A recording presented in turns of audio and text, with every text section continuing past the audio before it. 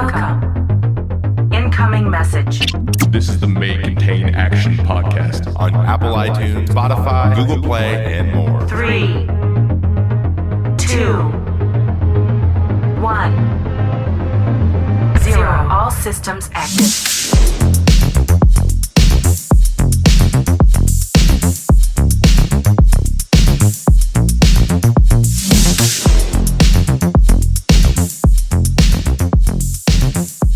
Welcome, everyone, to the May Contain Action podcast, episode 60.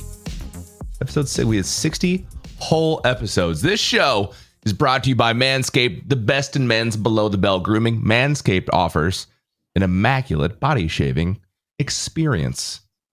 I am host number 1, ActionJaxon, a.k.a. Paul. And host number 2 today is unfortunately unable to be with us. Trevor had an emergency he had to tend to, and so he won't be here for the recording. So our lovely producer PM will chime in with his color commentary on occasion. What up? Awful intro. Okay. God, you've got to get more sound effects on the board. I do. Those are terrible. And he found his camera. Look at that. Looks great. Oh my goodness. If you guys want to be on the pod, you know how to do it. Okay, you know how to do it. You got to call or text. We have a phone number now. It's 503-908-9526. That number is 503-908-9526. You can call us, leave a message or a text, and it can be read on the next episode or listen to on the next episode. You can have a question for our guest, for us individually, or, just for PM, because, you can ask him a question every now and then. That'd be interesting. Yeah, I'm sure there'd be a super lame question about audio or something really, really lame. But this week's guest is one of the best, most affluent sneaker connoisseurs I have ever met in my life. A true entertainer, streamer, businessman, none other than Shady is here with us today, everybody.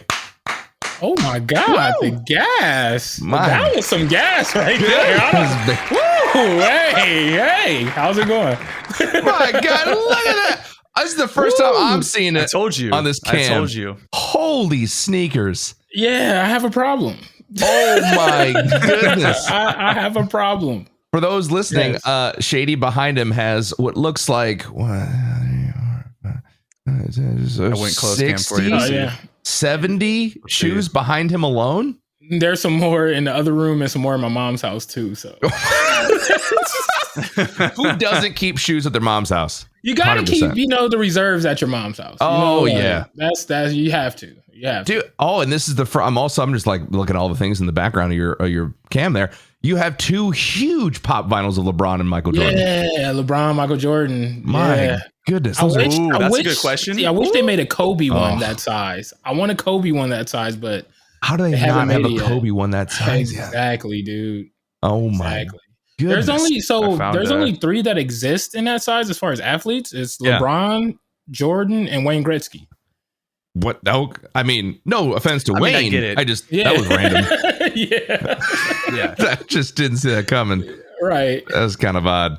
I feel like Tom Brady would have been in there or something like that. I don't know. Right. So many other people, but Wayne Gretzky. Wayne Gretzky. Like, I don't know. Throw Wayne in there. Sure. Gosh.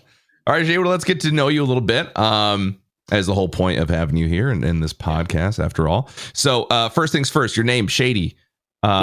We'd like to know why you decided to call yourself Shady. And what was your very first online presence name? Oh man, that's a good question. How I got the name Shady? It was funny. I used to compete in Madden a long time ago. This is when I want to say it was like Madden 2006, maybe. Oh dang, throwback. It was I think Ray Lewis was on the cover or something. It was a long time ago. This is when they had the Madden challenge, when they used to take the bus and go to different places and you just go and play and then hopefully win an area and make it to the Madden challenge. Mm-hmm. So, Ray Lewis killed a guy. Wow. Yeah. But Sorry, I couldn't resist. no, Go on. yeah, that happened. So It's a meme. It's a meme. I'm sorry. Yeah, it's a meme. I apologize. Go on. So I was really good at that game. Like I was super good at that game, and I remember I made it to like the not the final bracket, but the one before final bracket. I don't know the name of it, whatever. And I remember playing this one dude named DJ Mazzola. And he was like he was like, at that time, he was one of the biggest Madden players like in the country. Like he was up there with Problem and all those guys. Like they all know who he is and stuff. Okay. So I did this play. I did a fake punt and scored a touchdown on him. On a fake punt? On a fake punt. Wow. And the announcer was like, "Oh my God, that was shady." Oh. And that shit just stuck with me, literally. Like that shit, I heard it out the corner of my eye. Mm-hmm. I was like, shady. And of course, like I love Eminem, like Eminem. So like I just started calling myself Shady. And then my first name online was ShadyG 105X. ShadyG 105X. Okay. So because my name, like Shady, and then my name is Garrett. So the G, that's where the G came in. 105 was the street I grew up on, 105th. Oh, so, wow. Okay. Yeah. And then the X was just like, like some Malcolm X shit. Like, right?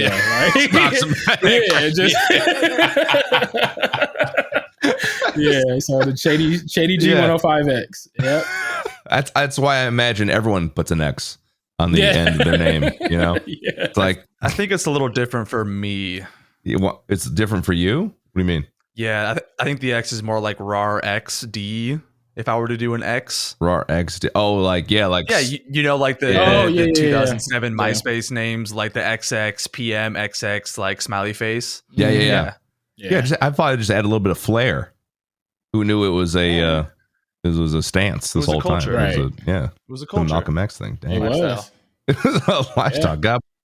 All right, and that was so ShadyG 105X was your first ever online name. Like I'm talking about like AIM, MSN Messenger, like everything. Oh no, my so what was AOL Messenger? Yeah. My name was my name was Just Too Crispy.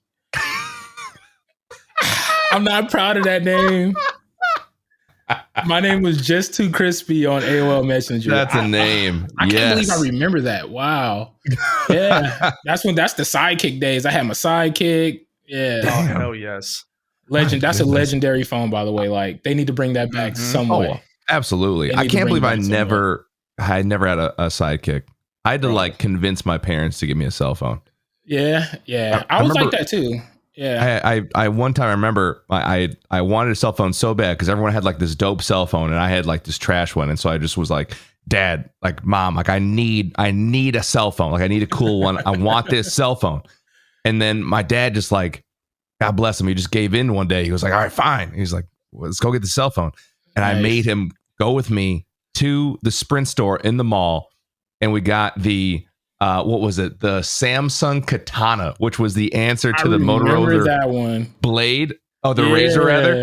It's the Samsung Katana, and it had like this rotating camera, so you could rotate the camera to front selfie, or you could rotate it back to like whatever the rear.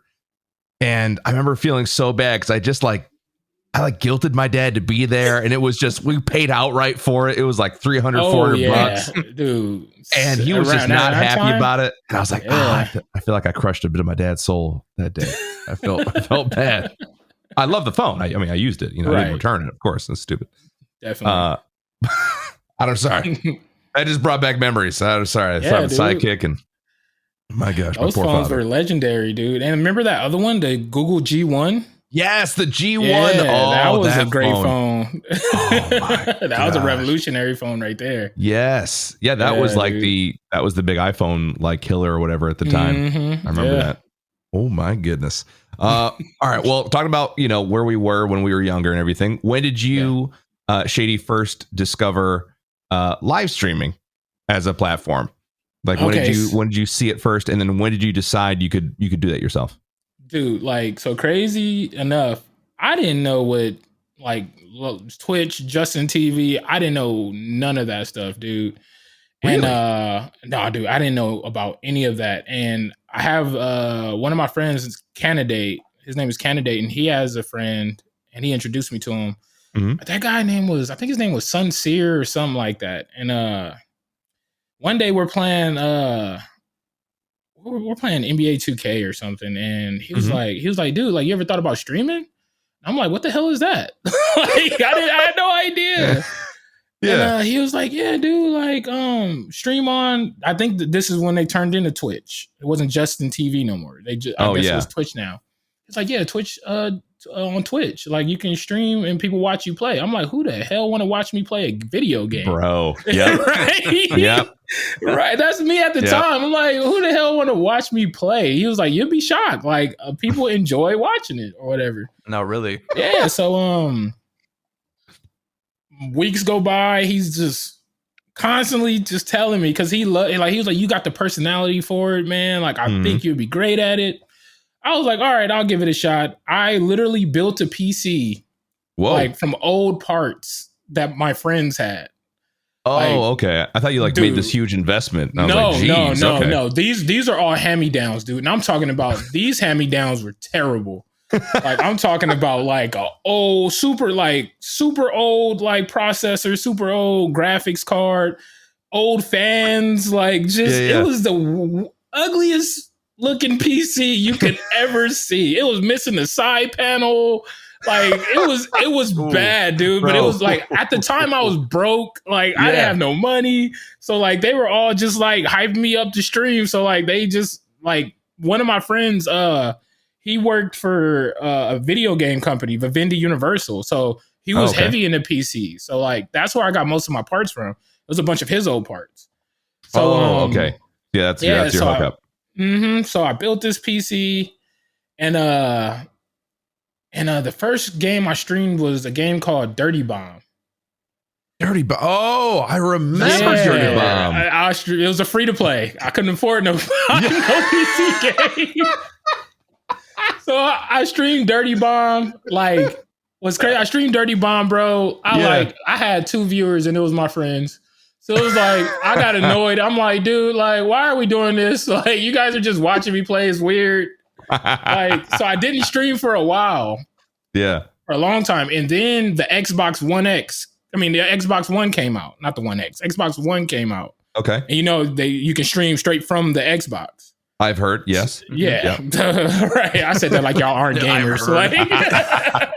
So I got NBA 2K that following year, like damn near like 2 weeks early or something like that. Some crazy. Where I grew up, you can get anything early. Oh, anything. So okay, I got NBA 2K early. Twitch, I'm sorry. I streamed it. I didn't know like if it was like, you could do it or not. I know I had the game. I had this Xbox. I'm streaming it. So I turn on the stream, bro. Next thing you know, I got like 300-400 people watching me. Dang. And I'm just like, oh shit. Because I'm the first one on Twitch with this game. So like, I'm the number one. Yeah. For that day, I'm like the number one NBA 2K streamer that day because I'm the only one on Twitch with this game. Yes. And everybody's flipping out. Everybody's like, how did you get it? Oh my God. Like, what? Like, how did you do this? And I'm just like, I don't know, dude. Like, I got it from the swap meet and I'm talking to everybody. I'm trying to keep up with the chat. Yeah. It was the most like adrenaline, like most best adrenaline rush moment I've ever had. Like, it was so dope. But like, that was the first time I got my real, like, like my feet wet in streaming. Wow. Dang. Yeah. NBA 2K had you went from 2 to 300 essentially. Dude, quick. Like, jeez. Quick. I stopped streaming for a while after the Dirty Bomb. Yeah. And then when I got the Xbox One and I realized the feature where you can stream straight from the Xbox, I got NBA 2K early, turned it on, and it was like, that's crazy. Yeah. So then how did you then take that? So you got 300 people, right? But I mean, when everyone streams a game for the first time or more or less, not the first time, but one of the first to stream that game, obviously it's going to be inflated numbers. So yeah. At what point did you realize, okay, like this is going pretty good? What did you maintain before you're like, all right, I want to make this full time, or I want to make this more of a consistent, regular thing, or I'm doing 2K or whatever games. See, so this is my thing, right? Like, I streamed that game for like a week, and I averaged like 300 viewers like for a week. Yeah. But like me being me, I wasn't happy with my situation. Like I was still living at home with my mom. You know, like I didn't have nothing going for me. I didn't have no job. Like all I had was just like me streaming. And I'm like, after that week, like I sat down and I'm like, dude, like I'm just like not happy. Like, you know, like I just wasn't happy. Like it was dope that happened, but I just wasn't happy with myself. So what I literally like just stopped streaming after that. I see. Like all that momentum, I had crazy momentum. Like that's some great momentum coming out the gates for streaming. Absolutely. Like absolutely. and I just cold turkey stopped because I just wasn't happy. Wow. Like with my situation, like I wasn't happy at all. So I just stopped. Wow. Yeah. So you come off. I regret it. Of all the, you do regret it? You said, or I regret it. I should have kept with it. Ain't no telling where I'll be like now if I would have stayed with it, because I didn't know the potential of streaming at that time. What year was so it? New to me. This was, dude, like, okay, so it had to be like 2000. When did the Xbox One come out? I don't even know. I don't time know. anymore. Whenever the Xbox One came out, it was, I believe, the year after that with the next NBA 2K. Oh, 2013. So when the Xbox One 2014. came out. 2014. 2014. Dang. Yeah. So you were playing 2K15 then? Yeah, I was playing 2K15. Yeah. Okay. Yeah. Okay. Wow. Yeah. That's tough, man. Because like, I mean, it's at that 2015, 2014. Like that's. I'm trying to think of when I got involved a couple years after, and like, yeah, I mean, Twitch had potential, but it was like you were basically back then, from my experience, was like you were kind of dependent on either blowing up or super generous people just like having dono wars in your chat. Like you needed crazy subscriber numbers to sustain. Like there was no Prime, there was no gifted subs, there was no tiers. It was just $4.99 a month, and maybe someone wanted to give you some money on PayPal and then not, refund it. Was basically what you're hoping for. Right. And then on top of that, like I didn't know about like overlays and alerts and all that stuff. So my stream was like blank. Nobody was getting shout outs for their follows. Nobody was, I didn't even have no donation thing set up. I didn't know none of this stuff, dude. Like, so it was just like, my face in the game. That's it. Bro, there's been such a switch. It's so, it's funny you mentioned that. Just like, I've been noticing such a switch in people's on-stream presence, like going from, what you're talking about, what you had, to over the top graphics, like huge thick borders and like just crazy, like over the top camera whatever borders, animation stuff, yeah. And then now it's like just camera gameplay, very but little. That was minimal. Crazy though. That's what makes streaming so unique and beautiful, is you could literally have like the cheapest setup in the world and blow up. You could literally have the hand-me-downs, like a console only, and blow up. You could. Like, PM, you don't agree with that? You don't think? No, I mean, I definitely agree. I thought you said you have someone like XQC who literally has a Logitech webcam and one computer in a dirty room, and he has 30,000 people at every given minute. Right. And then you have some people like me who invest thousands into a setup just because they want it to look good. And then I'm like, oh, I'll stream Fortnite because I feel like it, and I get one person. I'm like, you know what? It doesn't matter. I just love the setup. Right. Yeah. But there's definitely the types of people that don't need to spend any money at all, dude. Oh, absolutely. I mean, you could take that to like literally anything. I mean, you could like music industry, right? Someone who just like literally has a ghostwriter or just, has some producer make a beat for them and they say words they didn't even write down. They're gigantic, like triple diamond albums. Right. And then you have actual artists who make nothing, but they sound amazing. Like, it's all relative. But that's funny. So you said no. You had a cam though, right?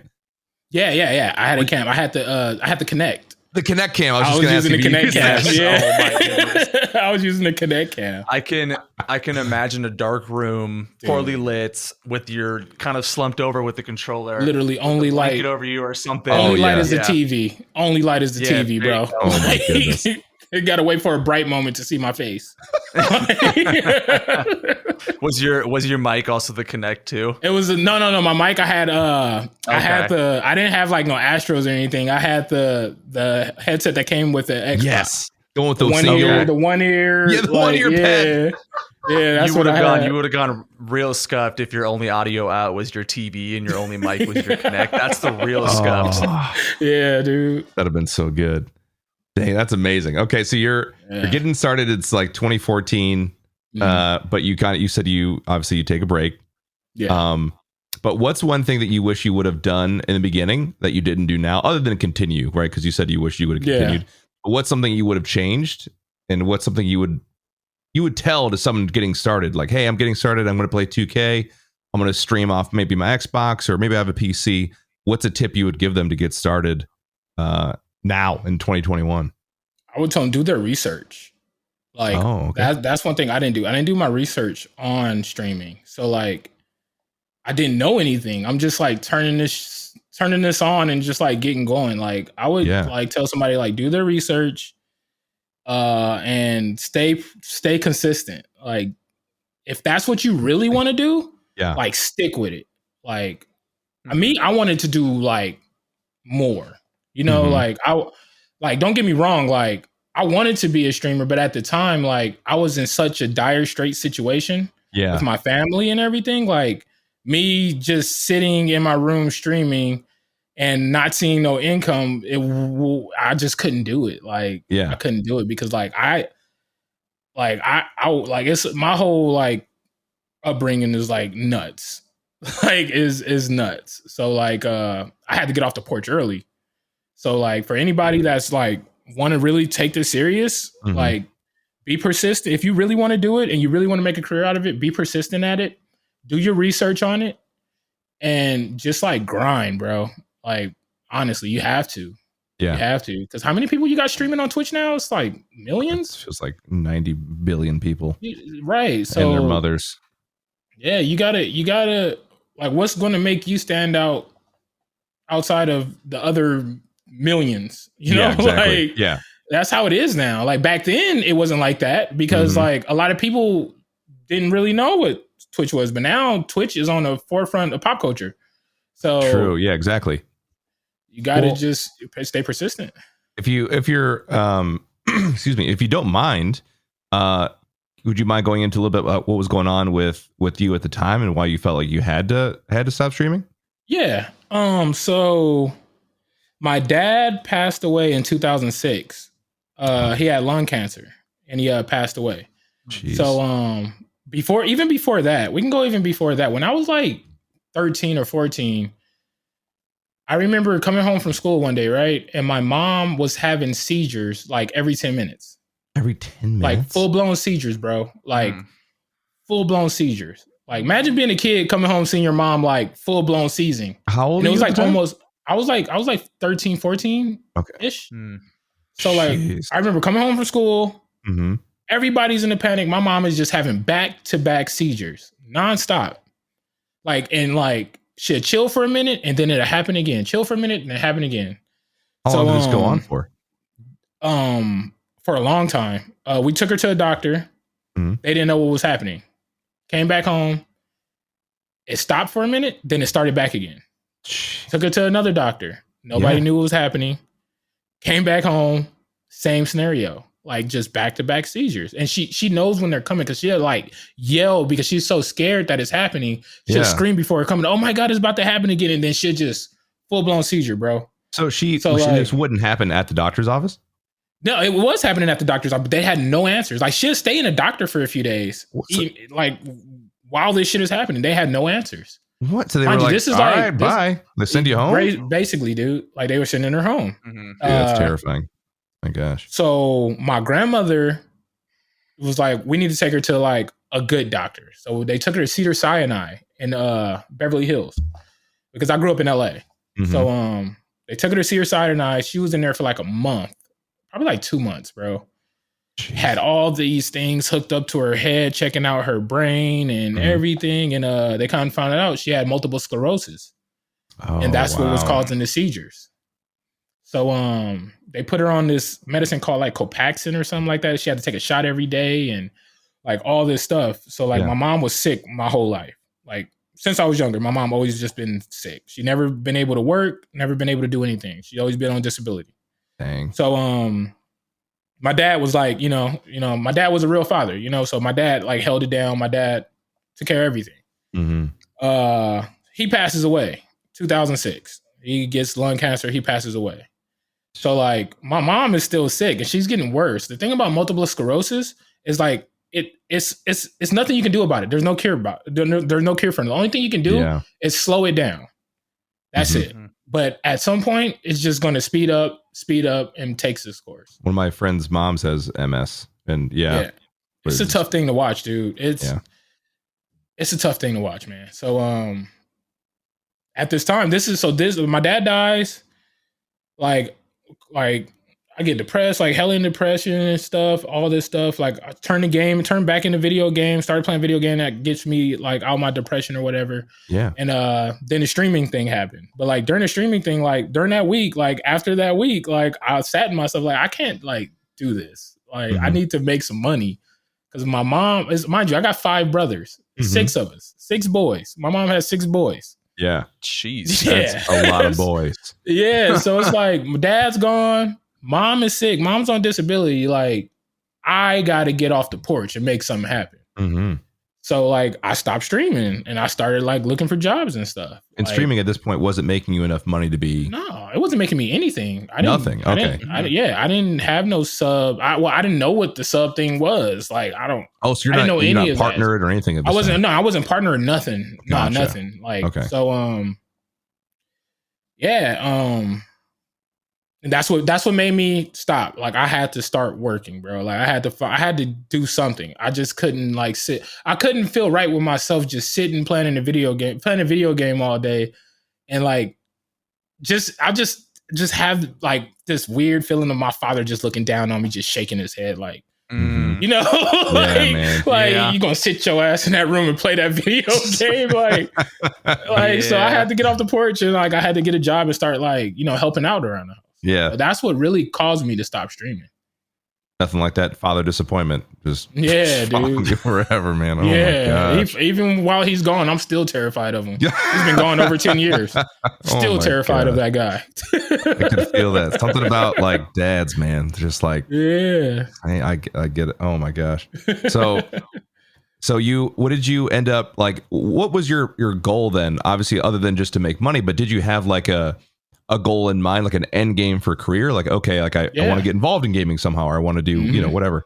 Yep. I wanted to work in the gaming industry. Like I didn't know how I was going to do it, but I knew I always wanted to do that. Games have always been a big part of my life. Yeah. So I was like, I'm gonna find a way to work in the gaming industry. I didn't know how. So I had like 3 friends, like these older guys on my block that I grew up on. They all were game testers at Vivendi Universal. That's the company that made the 50 Cent game, Blood in the Sand, and they made the Chronicles. Oh my god! They made the Chronicles of Riddick game, Scarface game. Yeah, they made those games. So they were like, they've been working there for years, and I was like, bro, like give me like a like a job there, like give me at least an interview. Yeah. So like I asked them for like a whole year. They finally give me an interview there, so I'm hyped. Like, oh, it might finally happen. I might finally like get a job in the gaming industry. It's gonna be a tester though, but like at the time, like I thought it was just mega. Man, I went in this interview, bro, and they were asking me questions, and I was just like, huh? like what? Like I didn't know what the hell. So I'm like, yeah, I'm definitely not getting. I walked out like I'm not getting that job. Like they're definitely not going to hire me after that. I bombed that interview bad. I bombed it bad, dude. I'm telling you, man, it's always the ones that you bomb that they're like, we'd love to have you on board. Yeah, not this time. They didn't call me back. Like, and what's crazy, like my friends were telling me like they were like, yeah, bro, like it's guaranteed. You don't got nothing to worry about. That like the guy that's going to be interviewing you, that's the homie and all this stuff. They never called me back. Never called me back. Never called me back, dude. Oh my goodness, that's wild. Yeah, Okay. I always wanted to work in the gaming industry, but I had that interview, then that didn't pan out. So I ended up like getting a job at FedEx. I was a package handler. Mm-hmm. Yeah, you At got to pay the FedEx. bills. You got to do I got something. it, yeah, and it was fun. Sure. I actually like loved it. Like it was cool. Like it wasn't bad. It was Were cool. were you delivering, or you said you were No, packing? I was literally in the warehouse sorting packages, like loading trucks, unloading trucks, like sorting packages on the line. Like I was in the trenches. Bro, like a FedEx. Like my goodness. There's something to be said about like those kind of jobs that like we've I feel like most of us have had, where it's just like there's not like a lot of higher level thought process that has to go into it. You're just kind of like, like a machine, but also like kind of nice because then you just don't have to worry about anything. Like you have, I don't know. You just, you're doing your job. You leave. I don't know. That's it. 9 to 5. I had to unload. What's that? I had to unload UPS planes for a year. Oh man, that's where I wanted to. So the airport, UPS at the airport and FedEx at the airport, they make more money than the regular plants. And I wanted to transfer over there. Mm-hmm. There was never no positions opened over there. They make way more money. It is the worst in Portland, Oregon, when it rains 10 months out of the year. I can only imagine, dude. Yeah, it is just it was not fun. I would not recommend it, but they did pay well. So those jobs do pay well. Yeah, I remember that. I remember like trying my hardest to get into a Rite Aid warehouse where they just literally pack boxes and put them on trucks, and I was like, oh man, $11 an hour. Oh gosh. Yeah. I think all especially like buy with that. Dude, like seasonal time, working like at FedEx, bro, like you would get so much overtime because so many packages would come in. Oh yeah. I'm talking about overwhelming amount of packages. Like, have you ever like seen like 5,000 packages in one area? Mm-hmm. It's a lot. It's a lot. When I did Christmas work at UPS, there was 10 planes that landed in one night that we had to unload. It was like a week before Christmas, and usually they got like 2 a night. We had 10, and these weren't like the Airbuses; they were like 747s. Jeez. And I was like, "This is gonna be a long fucking night." Those planes are like hollowed out. There's no seats in there. It's just straight packages, right? Like, see, it's these huge containers that you have to like shove and push back, and they are so heavy that if it's just yourself and you get crushed, like you're seriously gonna get hurt. Mm-hmm. So it is dangerous when it's pouring down rain and 35 degrees. Yeah, dude. So would not recommend. Damn. Back in the old days, simpler times. Yes. All right, so quite a quick change of gears here. I'm going to take over this this popular question from Trevor. So you're young, right? You popped in like your favorite video games, Blockbuster time, or maybe you got like the day rental. Okay. Oh, you're excited, right? Maybe it's Grand Theft Auto. I don't know what you're playing. I don't know. It doesn't matter. Maybe it's Madden. And you're like, oh, the boys are coming over, about to play this game. It's about to be lit. What's the thing that you go to in the fridge or around the corner, down the street? What food are you eating? What's your go-to snack? Oh, bro. Food, fast food. What is it? What are you eating? Bro, at that time, at that time, it was the Munchies, potato chips, the Munchies. Yes, they're like Lay's, but better. You know what I'm talking about? The really crispy Munchies. Dude, the and ones the that Arizona were iced tea. Oh. Yeah, iced tea, there you go. That was my go-to. Oh, Arizona iced tea, the green tea. Oh, man. Yes. Bro. My go-to every day. Oh. Literally. I remember discovering when I was younger. I didn't discover it until I was like in my like teenage years. Arizona iced teas. I didn't even know these things existed. I remember seeing them, but I like always thinking like those must be expensive. And then my buddy was like, "Oh, I'm gonna get this Arizona." I'm like, "Oh, it's crazy. How much? $1? $1. A buck? $1 I'll for a take tall can of tea, sir. baby." I was like, yes. What? Oh, they were amazing. So ice cold. Good. Oh man. Oh. Munchos. Somebody said it in chat. Munchos. That's the name of the Munchos. Those are the best chips in the world, bro. There is nothing better than I was actually a fan of Munchies specifically. There was a brand, it was like a collaboration with like Doritos and all the Munchies. And then an ice cold, just like a 40 of Arizona iced tea. Arizona iced tea, bro. The peach tea was the best one. Peach, for sure. green tea. You can't go wrong with any of them, honestly. The No. raspberry. I never had a bad They were one. all good. They were all good. It was But like nowadays I look at them and I'm like, oh no, that's gonna fuck me up for like 2 hours. Oh, yeah. I can't do that. diabetes and I'm gonna have headaches. Yeah. No. You just gotta reminisce. Like, you just gotta look at it from a distance, bro. Like, at yeah. this point. Oh my gosh, I want one so bad now. Bro, dude. Those things were massive. Oh, Mhm. this has been great. This has been just a nostalgia trip this entire time. It's been absolutely fantastic. All right, excellent work. I hope I did Trevor proud with the fast food / That's a good question. That's a good question. I feel like we should ask what your favorite fast food place is. Just Fair. Dude. Fair. My favorite fast food. A lot of people not going to know about this place. My favorite fast food place is Really where I grew up. It's a place called Tams on Figueroa and Century. TAMZ. TAMS. Yeah.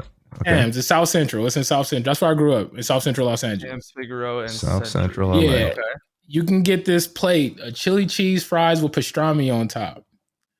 Wow. Tams Cost Burgers like- number 6. Yes, sir. Ooh. Like Oh. $7, $8, bro. Chili cheese fries with pastrami on top. That shit will last you like 2 days. That's breakfast, lunch, and dinner.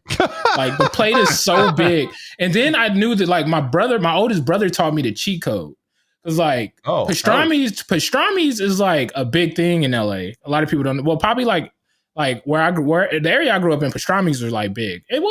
Probably all LA. That's There's a lot of interesting. I don't know if pastrami there's places. I usually associate, because my wife is Jewish, pastrami with Jewish, Right. or at least Jewish culture. Is there a decent sized Jewish culture in Oh South yeah, Central big LA? time in West Really? LA. Yeah, Yeah, yeah. and in West Yeah, LA, not yeah. South Central, but West LA. In West LA? Oh Like, wow, okay. But pastrami's are everywhere. Pastrami sandwiches in LA are everywhere. Like, Wow. they're all over the place. So, like, we used to just get regular chili cheese fries Mm-hmm. and just buy a pastrami sandwich, but it costs more. So my brother taught me the trick.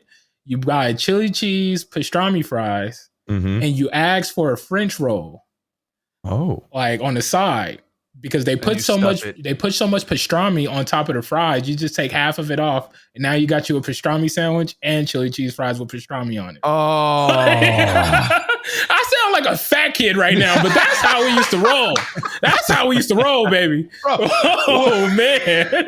When you're a kid, you're just looking for cheat codes everywhere in real life. Everywhere. You're looking. Everywhere, dude. Everywhere. I bet I can't even imagine your face, like just your eyes, when you realize that you could do that. Every like- time I opened that container, bro, it was lust. That's amazing. I really thought you were going to say In-N-Out. Like, I was like, oh, it's going to be In-N-Out. In-N-Out's Yeah, good me too. too. In-N-Out's good too. But like this spot, like I grew up like on this spot. Like Yeah. this is like our go-to spot. And it was at one point it was open 24 hours. Yeah. So we'd be like 3:00 in the morning, like, dude, you hungry? Yeah, let's go to Tams. All right. I can go to Tams. Like, yeah. It was so if you didn't have, Muncho's Arizona iced tea, it was Tams. Tams. Oh, yeah. Oh yeah. Outstanding. Definitely. Freaking nailed it. I think we made Trevor proud on that one. Because Trevor always loved the local spots. He's like, oh yeah, tell me about Yeah, the local place. this is definitely a local spot. Like, Hell yeah. If you know, you know. All right, we're going to take a question from the audience, as it were. This is a text message that we got on our phone number, which the number for that phone number, again, is 503-908-9526. You can leave a text message or a voicemail. Today's text message says, hey, Trevor and Paul, love the pod. I've been listening since episode 1. My question for you is, I've got a buddy, excuse me, who's recently started streaming and has been getting a lot of traction and has been getting reached out to by brands. It's awesome. He's heavily considering partnering with some of them. Is it wise for him to do that this early in his streaming career? What advice would you have with partnering with companies this early? I appreciate all you do and look forward to hearing your episodes every week, every Thursday. Wyatt from Wisconsin. Well, thank you, Wyatt. That's an awesome question. Shady, I'll give you some time to kind of think about it, because I'm actually curious what you think. Obviously, we just talked about starting streaming, but we actually touched about this a little bit before the pod even started. So, Yeah. So I was reached out to by Astro, who spoiler alert, Shady also works for, very early on in my career, and partnered with them with like no legal assistance. Like they sent me a contract and I was like, sure, Mr. Barry Gordy, where do I sign? And like, whatever, like signed away. I don't know what I gave them. They probably own my house. I would say the industry now is a lot better than it was. It feels like when it first started, it was the Wild West. There was a lot more predatory behavior. Not that it doesn't exist now, but it's just more obvious now. Like you can tell, you can kind of see it coming. It's a little bit more easy to sniff out. So if he's looking to get sponsored by brands, I would highly recommend you have someone look over the contract. Yes. Like you need to have someone who knows legal language to look over the contract, because very little things. I'll tell you one word to look out for in any contract you ever sign. Actually, 2 words. In perpetuity. You need to know exactly what that means and if it's in your contract, because it essentially means forever. So you do not want to sign something that says you are sponsored by this company forever, or you owe money to them forever, wherever it may be. So highly recommend. No problem with partnering with brands. That's fine. Like sellout culture is like sellout meme is gone. No one cares if you're do an ad this week and then ad next week. Like people understand. Like people have to make money. Like that's how it works. YouTubers have to do ads, streamers have to do ads. It's just how the industry works. I don't think you have to worry about that. But if you're looking to partner with a brand, just have someone look over the contract. That's my advice. What do you think, Shady? Yeah, like you hit it right on the money right there. Definitely have somebody look over that contract, because even though the gaming industry is in like a way better place than it was as far as like getting deals, still like there's some companies that still like, you got to watch out for. Yes. They'll still try to get you in that contract with the big words, and you're just so happy that you got something that you're going to sign. So like, don't sign nothing right away. Definitely have somebody look over it for you if you don't understand it. And honestly, you can go a long way without even like signing the sponsorship. Just tell him to keep it rolling. Like, wait, because he can eventually grow even more, and something bigger will come along. And now you're stuck in this other contract that you signed. You got to pass up on this new thing that just popped up. Exactly. So I would say like really, really tell him to take his time and really probably just wait it out, honestly. And just because if he's grown and he got traction, bro, like a year from now, he can be signing way bigger contracts. It's very true. It's very true. And I think that kind of goes into one that in perpetuity part of it, right? Like, is it a 1-year contract with the option to renegotiate at the end of that year? Right. What kind of options are built into the contract? If you like need money now and you're like, okay, I kind of need to take advantage of this. Like, okay, like you can do that, but know how you get out of it. If you need to. And also, do you like the brand? That's going to be that's a big one. thing, dude. Don't sign with a brand that you like just don't even know anything about. Yes. You find out that you actually don't like them. Yeah. Like don't do that. Don't do that. Yeah, do you need cash like JG Wentworth? Exactly. Like if you need cash now, I get it. But DM, you're actually kind of, I feel like a unique perspective on this, because you're fairly new in content creation overall. But I mean, not overall, but specifically in this arena. You've been making content for years, obviously in music. But how do you feel about that? So my biggest story, would like to kind of agree with you guys in this, is years ago when I got placed on a Timbaland album for production through multiple artists. I was approached by someone around him to sign a contract. And I'm like, 20? And I'm like, hell yeah. Like this is, since I've been 15, I've been making beats in the basement of my high school at 7 a.m. Like That's now dope. It's paying off. Like it's time, let's do this. And fortunately I do come from a family that has the finances to pay to get things read. I think one of the biggest issues with people is they want a lawyer to read it, but they don't want to pay for the lawyer to read it, because it can get kind of pricey. For sure. Right. So fortunately, I had someone in the family that read it, And I'm being dead ass here when I say he said it was the worst contract he's ever seen. I would sign my life away for the next 15 years. Yeah. And they could do whatever they want with anything. Mm-hmm. And yes, to this day, if I sign that, everything we're doing right here would be owned by them. Oh, That's damn. crazy. Thanks for not signing that. Because exactly. So really, I know it sucks to pay these people to read. It seems weird. Yeah. Do it for the peace of mind. Do it. If they charge whatever, sometimes they're nice enough to be like, hey, if it's 2 pages, I'll read it. I got you. Yeah. This one was a 30-page one, and there's no way in hell I was going to read that. So I would say get someone to read it, look over it, make sure you're not signing your life away, and make sure you can get out of it. Exactly. Yeah. Yep. Because like you said, there's always going to be the moments where, and I kind of relate this to, Dr. Disrespect, to where he signed a bunch of things and all of a sudden something happened and gone. Everything's gone. Exactly. And it just kind of hits the fan. Be prepared for, stuff to hit the fan. And then you can figure it out from there. Yeah. And then in the world in Twitch, like you said, it's the Wild West. Like no one knows a price. No one knows how much you charge. No one knows how much you're worth. And I always go back to what Gary Vee said, charge what you think you're worth.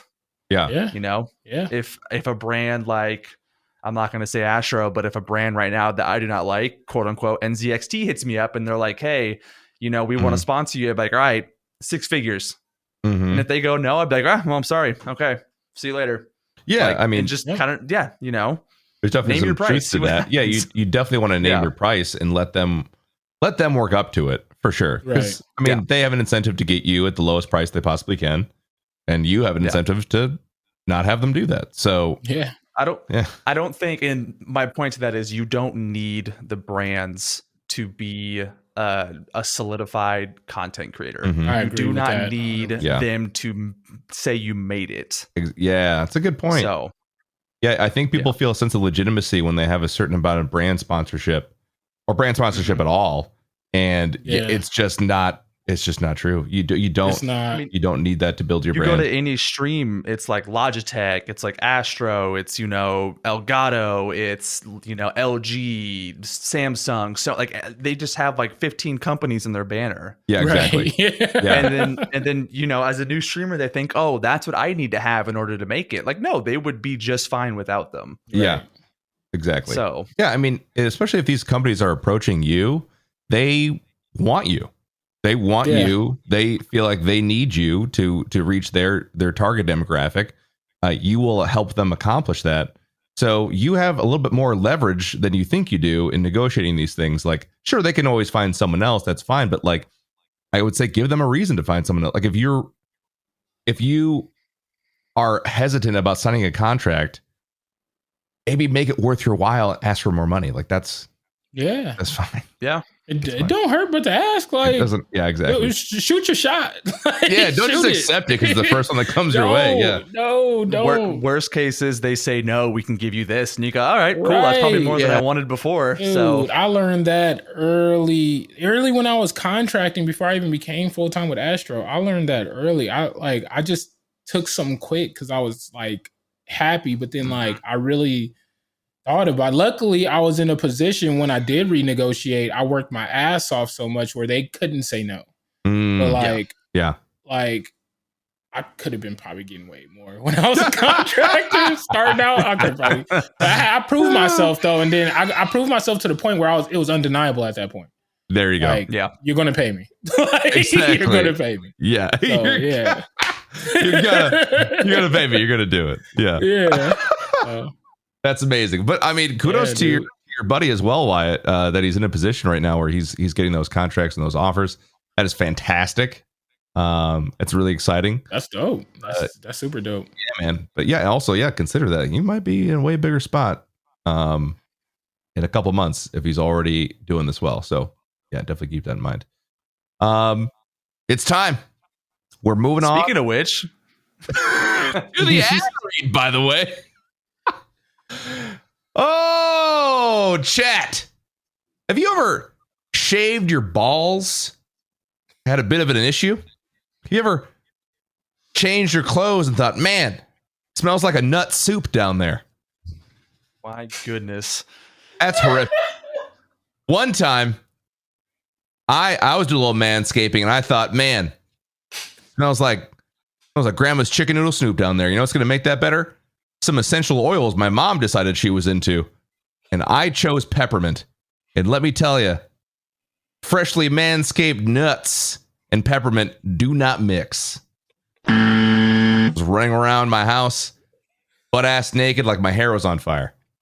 Anyway, Manscaped has the perfect package 3.0 for all your below the waist grooming needs. But they don't stop there. Complete your grooming game with a new refined cologne signature scent by Manscaped. With the Manscaped signature scent, it's all in Manscaped formula. It's the same scent that's in all of them. It's the cologne, it's the ball toner, it's the ball deodorant, everything. Think of it as your wingman for the night to keep you fresh and ready for anything. Calming, inviting.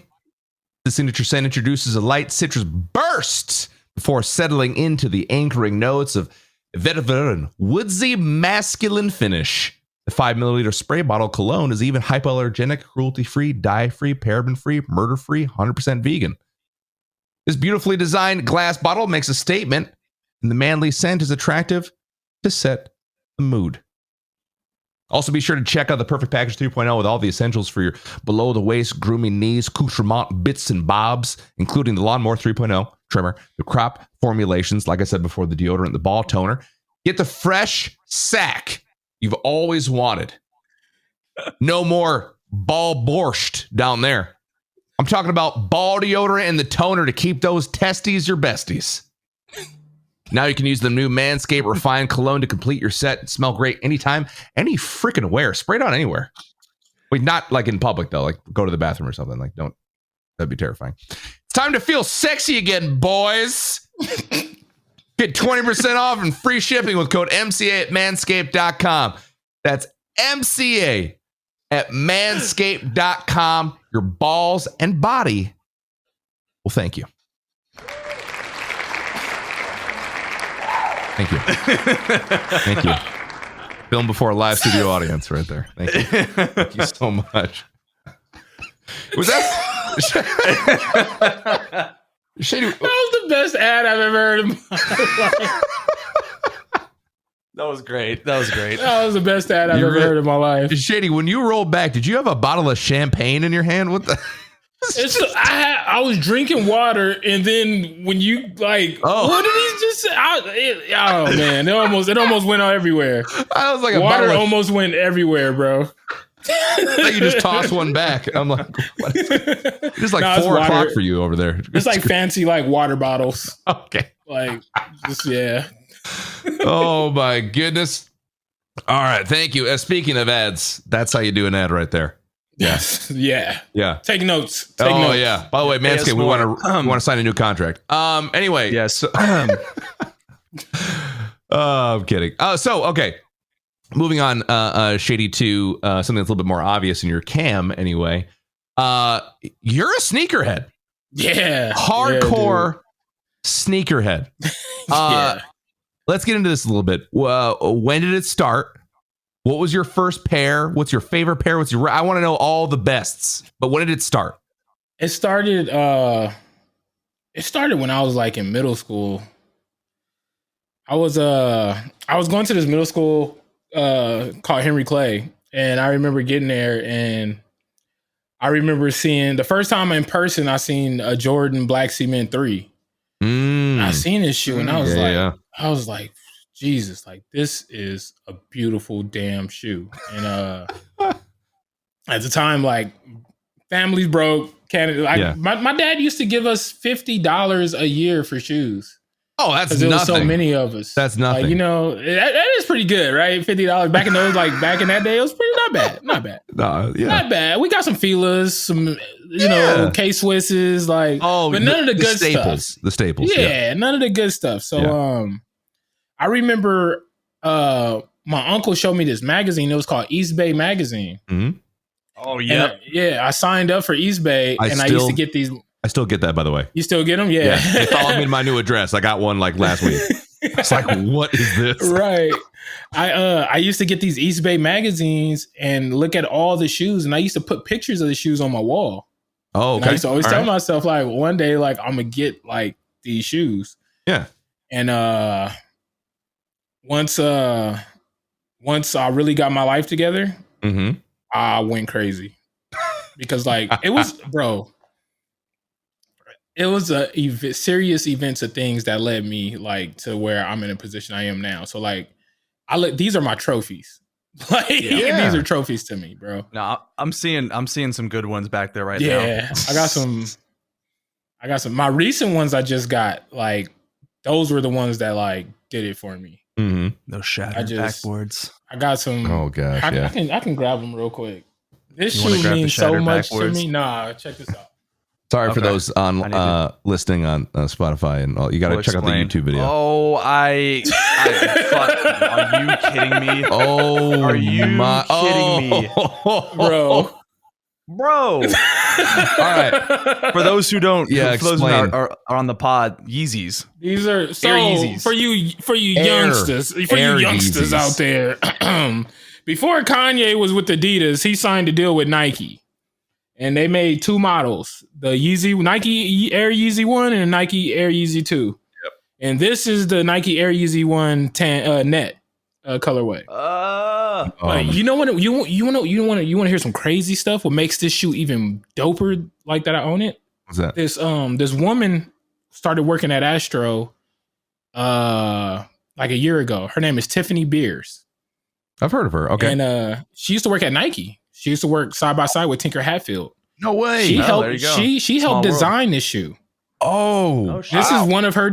She helped design and create this shoe. damn. So like this shoe, the Marty McFly, the Air Mac. She helped create that one. A bunch of shoes, dude. Yeah, bro. She is. What's she about to do for Bro, that? she is awesome. She is awesome. Like her resume is ridiculous. But yeah, she helped design this shoe. But when I was growing up, I remember when this shoe came out, like I just couldn't get it, could never find it in my size, couldn't afford it. And I had pictures of the shoe with Kanye in them on my walls and everything, and on my wallpaper on my computer. And a few days, like 2 weeks ago, somebody came across with the offer I could not refuse, and I got them. Yeah. So yeah, Shoe for sure. Like whenever someone talks about Grail, like that's the holy. That's it's different. It doesn't have to be the same for everybody, but that is amazing. That shoe will be in my collection forever. Oh, Speaking of Tinker Hatfield, since I'm in Portland, Oregon, born and raised the home of Nike. My brother's best friend's dad started Livestrong. Oh yeah. The Lance Armstrong thing, and he was really good friends with Tinker. And he got a one of like 10 pair original Jordan 1 like North Carolina blue. Oh, but man. it wasn't like the one. There's like no actual photos of it. It's Right. all baby blue, and he got it as a kid, and he beat the shit out of it, and they can't find it. Oh my goodness. And I sit there and I'm like, bro, if you can find that is a We're talking gold about mine. like you can probably buy a house with that shoe. Exactly. Yeah. So talk about Holy Grail. There's that Holy Grail. It's Yeah. like the Bitcoin guy that can't find his USB stick. oh my gosh! Yeah. Yeah, I can't. Yeah. So Yeah. That guy. There's some shoes out there that's like that. There's some shoes that's never been seen before. Yeah, In the man. public eye. That's Well, worth That's a little bit of ridiculous amounts. preview of the game today. Very exciting. Yeah. Weird. All right, so you started pretty young. I actually have a question about that though, because I think that this is I think I know what the answer is, but I don't know. I'm curious. So when you first saw it, you said you saw the black Jordan 3s cement. Yeah. Was it truly the design of the shoe that caught your eye, or was it because you knew about the clout of that shoe? It was Or was it both? It was both. Like I knew, like wearing Jordans back in that time, it was like you were the man on the like at school. Mhm. You were the man. Like I remember, like kids, Jordan, I think was with the 17s with the briefcase. People were showing up with those, and Yeah, man. like Jordan 1s, Jordan Carmine 6s. Like you got looked at. You the ladies looked at you, and the homies respected you when you pulled up in some heat, right? You got some bullshit on you. Nobody cared. Like it was like a fashion show. Yeah, man. Like at this school I went to, it was like a fashion show. My goodness. So it was that, and it was also just the look of the shoe, man. Like That's so. that cement, that elephant print, Yeah. black leather, red hits, Jumpman on the back. Like, Oh yeah. oh man, it was just, Bro, it's so it's funny because so my brother is his name is Chris and he's 11 years older than me. So so I was in elementary school and I could walk to school. It's actually pretty close to my house. So I'm in elementary school. My brother's much older, but he's living at home and he's living at home and he's got money. Right? He's like fresh out of high school. He's just like, I don't know what's debt. And he just like has a credit card and he's going his nuts. So he buys up all these sneakers. And what he would do is he would usually buy like 2 pairs of sneakers, right? double up. Yeah, exactly. So you have like the one you wear around and the one you don't. One to rock, one to stop. Exactly. So he would rock one, but he would actually tinker with the other one. He was very much into like customizing. Okay. customizing. So he would customize Jordans and also restore them. So he was also into restoring Jordans. He'd get like really broken down ones and restore them. So he would do that and he would customize these Jordans, like make them like special colors and like all this stuff. And then I would sneak into his room when he wasn't there and I would yoink him because my brother has smaller feet and I'm a small person. And so they usually hit me. So I'm like in 5th, 6th grade and I would sneak into his room and I would yoink him and I would wear him to school. And I just remember feeling like a boss grade with a custom pair of like of Jordan 12s on. Just like everyone was like, what are those? Isn't it a special edition? Yeah. You got the customized them a little bit. They're like, oh shit, that's dope. So like I remember just feeling kind of like what you're saying, like you were just the man, but it was also just like this high you got from wearing them. It was so weird that I feel like kids even really nowadays to some extent don't quite understand because the market they don't like Jordan 1s for like, $100. Like it's not hard to get a pair of Jordan 1s necessarily. Like, I mean, it depends on the model, right? But there's just so many in the market that it's not that huge statement. Like you would double take at someone wearing Jordan 11s. I remember seeing like anything Jordan 1s, I would double take. Like, what are those? Oh my god! Yeah. And now it's like, it is. I mean, like nice shoes. You see them everywhere. Yeah, you see them everywhere. It's interesting hearing you guys talk about this because, and again, I'm not like trying to brag when I say this, but being from the home of Nike, it was never like that. Everyone had everything. Yeah. Like I can go to the store, the Nike employee store here and get half off of Nike brand new. Mecca. Whenever I want to. The Mecca. And anytime we went to school, everyone had Jordans, everyone had the brand new Nikes, the Air Maxes, Air Force Ones. It was just Nike everywhere. Yeah. So I didn't appreciate Jordans until I was in high school, actually. Wow. Because they were just so like, oh yeah, there's a Jordan there. Like every time I go to the Nike employee store, there's always new Jordan releases. Oh. And I'm like, oh yeah, those look cool. Like those are some 10s and some 8s or whatever. And I'm like, whatever. Wow. But yeah, it's interesting hearing how like growing up that did not matter here. No. Yeah. But like what's crazy, like another thing that was crazy, another reason why my dad didn't buy me a lot of those like expensive sneakers, like where I grew up, a lot of people were getting robbed for their shoes. Oh yeah. Like dude, like they were getting robbed at gunpoint. They were getting beat up for their shoes, all that stuff. They were like targets. That's where that infamous Jordan meme comes in. The fuck them kids. Yeah. Basically, that's where it comes from. Like, honestly, he don't care.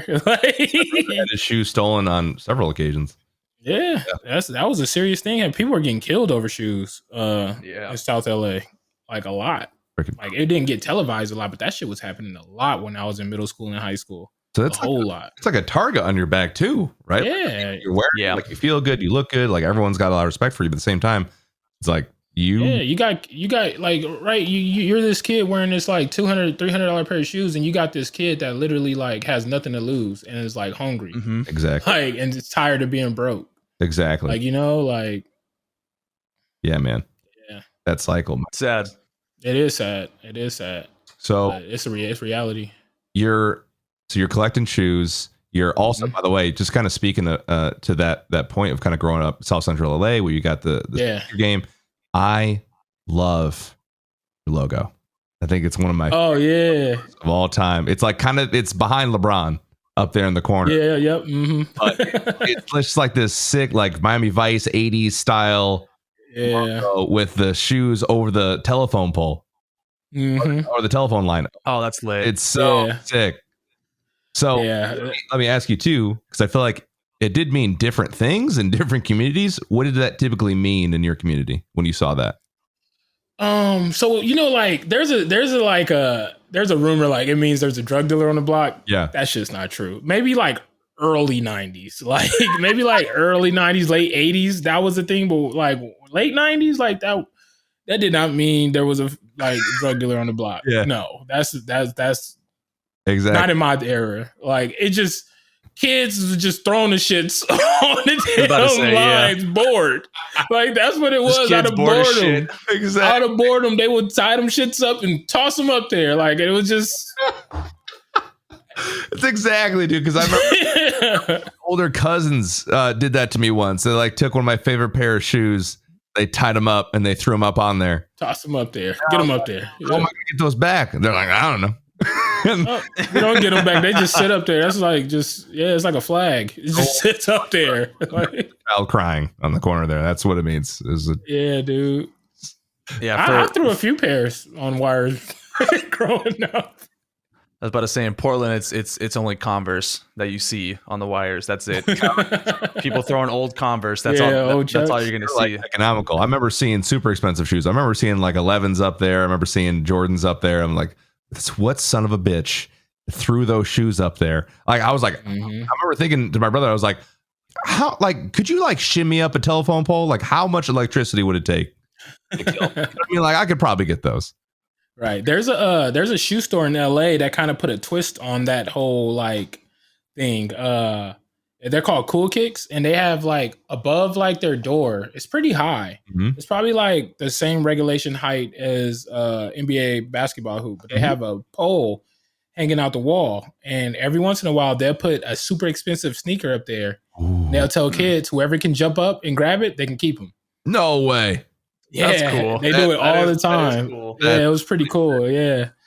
They do it all the time, dude. It's super cool. Kids be like just jumping for life, trying to get them, climbing up on their friends' shoulders, trying to reach them. Like you see all type of stuff. And what's cool is like it's never a fight or anything. Like it's pretty cool. It's pretty cool. Oh, that's good. That's good. Yeah, I could see that easily devolving into like a fight.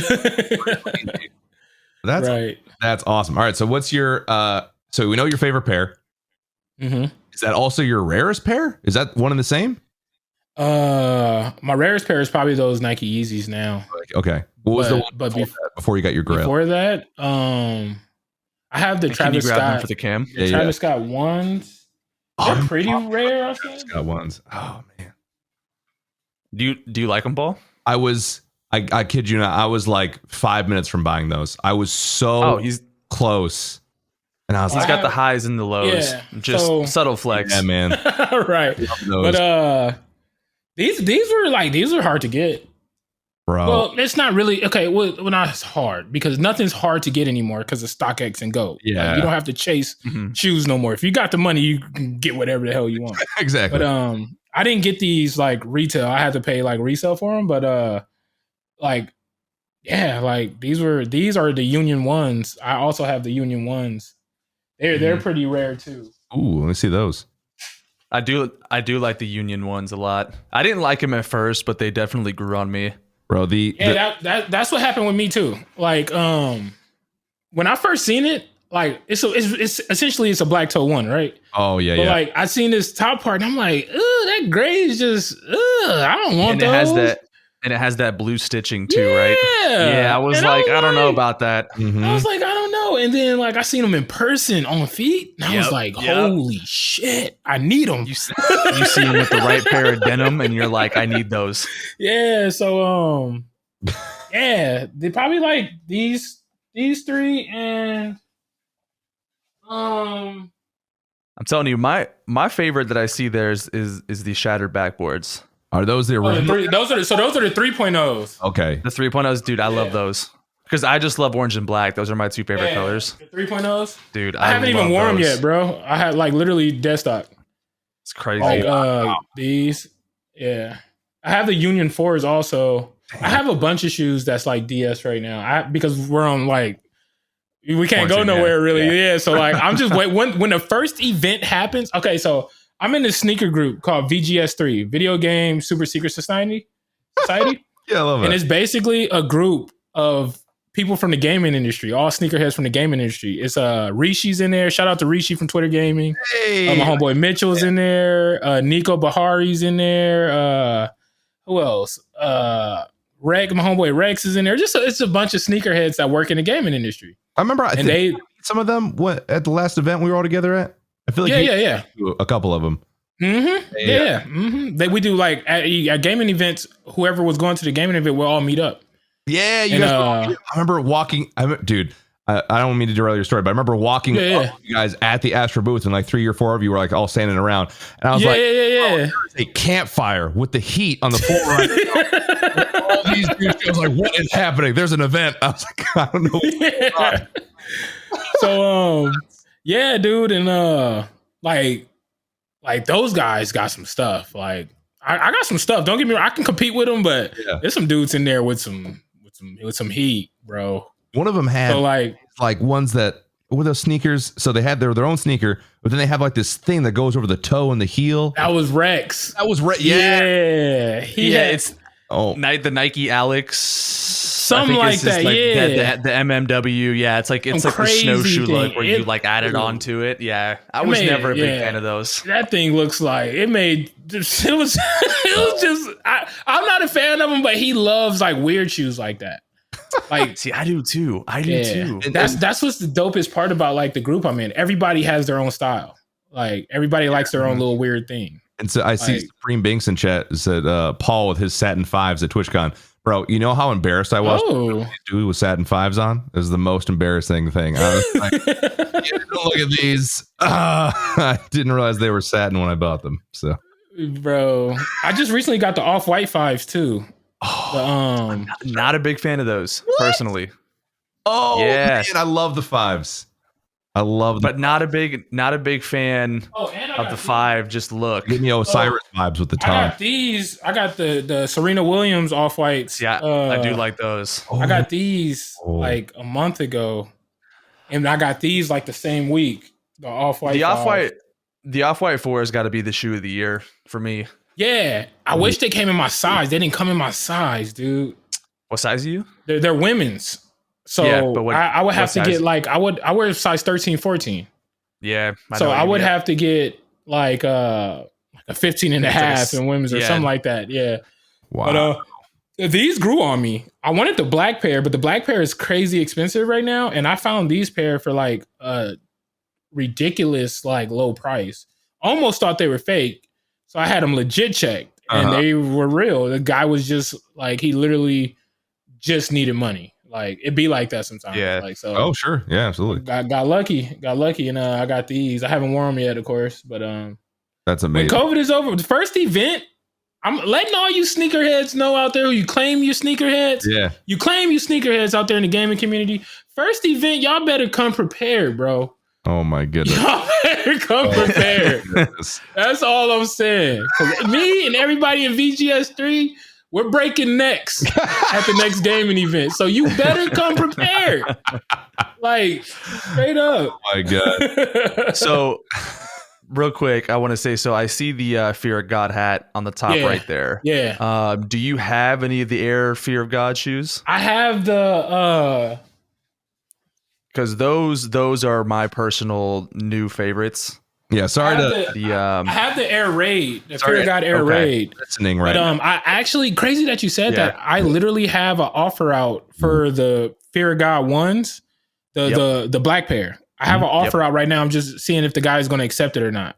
Okay. But I have an offer out on those. But I would just want one of those in my collection because I love them a lot. Yeah. Even though they're hard to like wear stuff with, come on, man, they're fire. Oh, for sure. Especially now that he's at Adidas. Right. So now they're like kind of nostalgic, right? So Speaking of which, he Adidas is also in Portland as well, so I'll be getting half off of his shit too. So there you go. but yeah, this is the only out of the fear of gods. This is the only one I have. Tooth in chat said, I don't know if I'm more impressed with all the sneakers or that he knows where they all are. Oh no, you know. Yeah, I can literally like not even close my eyes and tell you where everything is. Yeah, bro. How many Adidas boxes do you have? That's the true test. I need to know how much dude. Adidas you have. I have. Oh, let me not look. Hold on. 4. Whoa. 4. Yeah, Yeezys? I have one pair of Yeezys. So I used to have a ton of Yeezys. Okay. Like I used to have a lot. I sold them all. Oh, Yeah. Like I got rid of all of them. A lot of people have been doing that. He kind of went crazy, and I was like, like, you know, well, I wish I didn't. Though I wish I would have kept them. But like, because I'm a huge Kanye stan, so like, I wish I would have kept them. But I got rid of like a bunch. What of about them, the 450s? I have no 450s. No 450s. Okay. I want Those are the 750s. Is 450s is the new one he came out with that looks That's like a the new dinosaur one. shoe, right? Yeah, like you would Venom's never catch grabbing me your in that shoe. Yeah, You no. would never. No. That's the Although, ugliest Paul- shoe I've ever seen in my life. Paul will know this. I do want the Yeezy Crocs. oh my, get the hell I'm out of not, here. I'm not mad at those. I would see those would be my house shoes. Oh, Yes, I need Right? those. Like I'll wear those around the house, around the area, bruh. taking a walk with my son. Like I'll wear those, but like out, like in the pub. Nah, you ain't gonna catch me in those. Nah, you can catch me in that. Yeah, you can catch me in that. Oh my goodness. Yeah. But the 750, I hope he comes back with the 750s. I want a pair of 750s. I don't own a Yeah, pair me of too. 750s. Oh, this is not. Mhm. You guys got me looking up StockX prices, and I'm like, the Yeah, the Yeezy. the 6 retros are only 605, which I know is a lot. Mhm. Which sixes? Under a K. The Travis Scott. I got those. The 6 is my favorite Jordan of all time. 6 is, I love. Really? Okay. No, it's weird. I just love the 6 so much. I love the tongue. I'm not. This is what's crazy. Besides the one lows, this is one of my favorite Travis Scotts. I'm not a fan of the cargo pocket. I love that about him. Like I love that, bro. Like that's the coolest part. My wife got me. This is a real. So we're all on the sneaker stuff, right? I feel bad for anyone who's listening and can't see these. They look amazing. You should definitely look them up. Also, I remember this. Dead stock means you haven't worn them yet. They're like completely worn. Mm-hmm. Just know, like, what the hell is dead stock? They've said like 10 times. Yeah. My wife got me a pair of Adidas. I can't remember the brand, the style now immediately, but they're Adidas and they are Boba Fett style. Oh yeah. Star Wars, and they're Boba Fett, and they have a little patch on the side, like a little pouch, like you put your or something. And I was like, oh, that's sick. I love that. So I'm a big fan of pouches. Put pouches on everything. Yeah. Yeah, nah. You seen he's coming out with another pair with of the sixes, right? Oh no. He's No, coming I out with like haven't, a brown pair. It's going to be a brown pair that's going to be coming out, and it's another pouch on the other side. So like No, I'm like out. this shoe, there's a pouch right here, Yeah. and then on the new one, it's going to have this same pouch, but on the other side, there's a zipper pouch. So it's like 2 pouches. It looks crazy, but I'm getting them. Like they look crazy, but they're dope. Oh God, Too much. love it, chat. Or it's like I'm not a sneaker fan, but this is yeah, it is. It's nerdy with a different thing we're nerding about. Yeah. That's all it is. That's fantastic. Yeah. I love that we got to dive into those sneakers, man. That you have a hell of a collection. I'm nowhere close to that. Yeah. It's, every time I come in this room, it's just like That's gotta smile. feel good, man. Yeah, because I grew up broke, dude. Like I grew up poor as shit. Like so, like I'm just fortunate I'm in this position, man. Like Hell yeah, bro. I'm just fortunate. How often do you cycle through shoes? I should say, like when does the point get to where you sell them and buy the new? Because it seems like, you know, when it comes to some sneakerheads, it's like I'm just gonna buy everything and build like an entire room. But you have a really nice refined collection. Yeah. And so I feel like there's a lot of movement where one comes in, you're like, this is great, but now I can move for more money and get this one. Right. And I see what you're saying. At one point I was in a position where I tried to get everything. And like it's no point in getting everything. Like so I just decided to get the ones that I wanted growing up, like the OGs, some OGs, and then just start going for heat that I like. I'm not going to buy a shoe that I don't like because I'm not a reseller. I don't buy shoes to resell. Like I might buy a shoe and like it and then have it for like a few years, then sell it. Yeah, exactly. But like Yeah. even then, like I don't sell a lot of shoes. Like I'll give some shoes to my little brother or something because he wears the same size too. There you go. But recently it hasn't even crossed my mind to sell anything because I've been striking out on some good heat. So I've just been keeping everything. Like my whole thing is I want to keep all these shoes and get more like shoes, and I want my son to have these if he ever gets to my shoe size. Oh yeah. So like man. when he gets old enough to go to school and he wears like a size 13, like can you imagine the shit he will have like walking into school?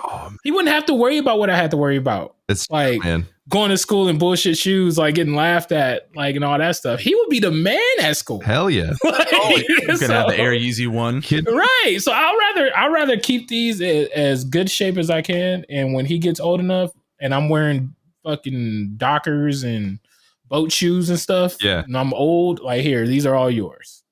Like either you can either sell them and buy a car or a house, or you can wear them. This is all yours. Shit. Absolutely. Real quick, Paul, before we get to the game, I do want to ask you, Shady, about the new the kid that came out that was reselling from Nike with his mom. Yeah. About that. I want to know. I want to know what your thoughts on that as someone who is avid in the sneaker community. How you felt about For some of those. Yeah. Okay. Oh yeah. Okay. So sorry for background purposes. There's a Nike executive who got in hot water because she was using her company card, per se, is a good way to look at it, to let her kid buy a bunch of exclusive sneakers before anyone else could. She was like some employee. She was the head of Nike in North America. Yeah. Like unfortunately, my family knows her, so this is a little awkward. And West Coast Joe is the guy's name, I think, right? That's the West Coast, kid. Yeah. And I think the problem with a lot of it was he was constantly flexing warehouses full of it. And, so that's the backstory. Kid got caught doing it. And just kind of want to get your thoughts on it. Well, first off, the kid's an idiot. And if I was like, his mom deserves to like kick his ass. Oh yeah. Because number one, like, okay, this is my thing, right? Imagine you have the best plug in the world. Yeah. Mm-hmm. He literally has the Pablo Escobar of sneakers as a plug. Yeah. Right? Yeah. But you are so hungry for clout that you throw your plug under the bus in the article that you paid for to have done on yourself. I didn't know you paid for it. He paid for the article. Mm-hmm. So he can flex. Oh man. And I guess how he told it, he was talking to the guy. Supposedly he wanted to keep it off the record of him talking about his mom. Yeah. You're telling this to a reporter. You just gave him the biggest story of his career. Of course he's going to go back and report about it. Yeah, off the record. Sure, we can keep that off the record. Yeah, sure. Yeah, right. Like, you just gave me the biggest story I've ever had. Like, that kid is... Yeah. That's why I try to tell people, like, clout kills. Clout kills. Oh, my God. Clout kills. It does. Clout kills, bro. Like, just be yourself. If you got the biggest plug in the world, don't talk about the plug. Don't talk about the plug. No, like, if I was in that position, you would have never even knew who I was. Yeah, exactly. I wouldn't care about being interviewed. I wouldn't care about being in the newspaper. I wouldn't even have an Instagram. Maybe I'll have an Instagram for the shoes. Exactly. But like, you wouldn't know why I wouldn't be doing interview. Like, no, I don't want to be known. He was like sitting in front of his sneakers like this. Yeah. Like, look at all these shoes. And then he posts like, oh, I don't know how I got all these Air Mags. They just landed in my warehouse. But look at the 15 I have. Like, shut the fuck up. Yes, you did. Like, not only did you lose your plug, you just got your mom fired from a 25-year career and possibly blackballed from working at any other sneaker company. Technically, she resigned. She did resign. But that's the corporate way of saying you're fired. Yeah. When you're at a highest position, I work in a corporate job. When you're in a high position like that, that's the way of them saying like you're fired, but we're not going to put it in a public eye that you're fired. So you can say you walked away. Exactly. The mutually parting ways. is the way to look at it. Yeah. So They just kind of like 25 years. gesture at the door. That's it. That's how that That's conversation goes. That's it. Kid's an idiot. Oh, but that's all I gotta say. Kid's beyond an idiot. Outstanding. I'm really glad you brought that up, Ian. That was really good. I remember hearing. Yeah, that's a good one. That's been the story of the year so far. What? It's ridiculous. Hopefully, maybe now, maybe you'll have access to that rare Jordan. No, you won't. No, you won't. Sneakers will still give you an L. Don't even try. Yeah. Don't even bother at this point. Just stop using the Yeah. app. Stop using the app and just let it go. Stop. Yeah. There's a vacuum of power now, and now East Coast frickin' Eric is gonna take hold and East Coast Eric. Right. Frickin' power vacuum. All right. That was fantastic. Shady, thank you for sharing about your shoes. That was great. Yeah. And to those of you that stuck around through the shoe talk, I hope you enjoyed it, even though you couldn't see it. Check it out on YouTube. We're on YouTube, by the way. YouTube.com. You had search may contain action. We don't have a URL yet, but we're working on it. Search may contain action. All of our archived episodes are up there. You can check them out, including some special little clips if you want a little bite size. All right. It is that time of the show where we hop into the game. I was waiting for like a sound effect. Oh, okay. There it is. Okay, perfect. Yeah, it's quiet this time. Good job. Good job, yeah. Okay. So this is a hype beast trivia. Some are easy, some are a little bit more difficult. We got 10 questions. It's going to be, this is actually is perfect. It's going to be PM versus Shady. We're going to see hype beast questions right. All right. We ready? Okay. All right. Yes. All right, here we go. Question 1. Which famous rapper collaborated with Nike and then Adidas to create Yeezy? Kanye West. We literally just talked about that being a Grail shoe, and I was like, obvious one, but yeah, we're mixing it. All right. A little bit tougher. Let's see. Question number 2. You guys both got that right. Fantastic. Nicely done. So you get nothing. You lose. Good day, sir. I have the wrong profile up on the GoXLR, so. I got you.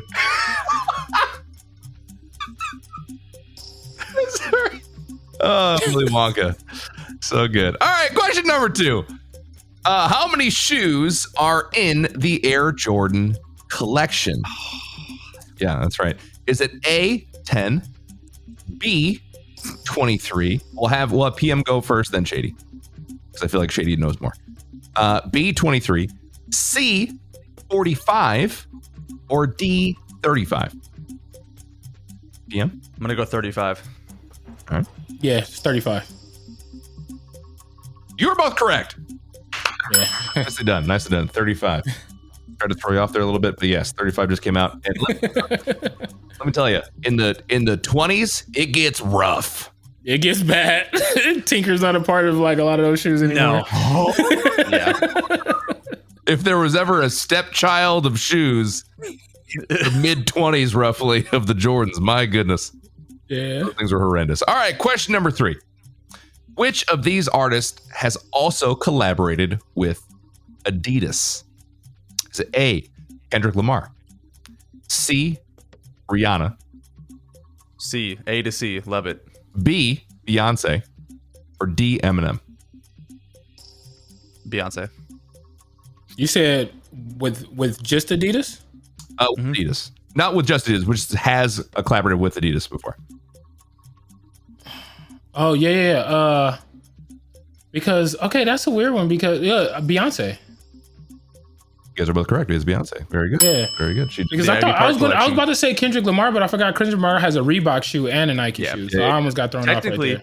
But technically, Adidas owns Reebok. Yeah. There you go. There you go. Okay. Question number 4. Which one of these is not a sneaker store?